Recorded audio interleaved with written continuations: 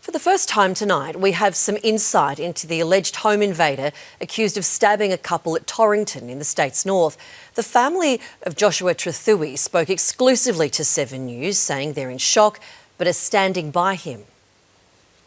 Reg Trethewey left struggling to understand. It's very sad, it's very hard for our family. His nephew Joshua charged with intent to murder Keith and Di Blessing, accused of forcing his way into their home, stabbing them both, before then allegedly being shot by Keith.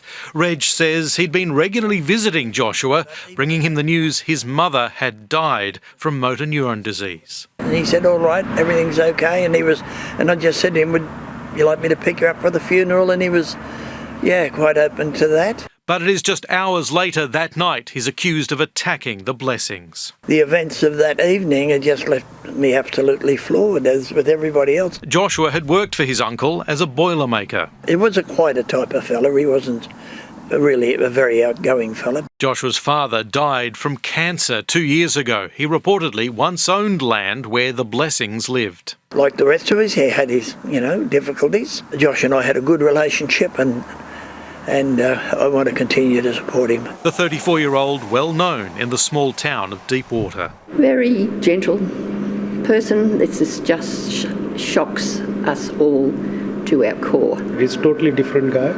Pretty quiet, not talking to anyone. It's just very devastating what's happened. Trethewey remains in Armidale Hospital being treated for gunshot wounds. The Blessings are still recovering in a Gold Coast hospital, their community defending Keith's right to self-defence. Given the violence that was enacted by the intruder, the community would be absolutely outraged were there any charges laid against Mr Blessing, who, thank God, was able to have that further defence. Paul Caddick, 7 News.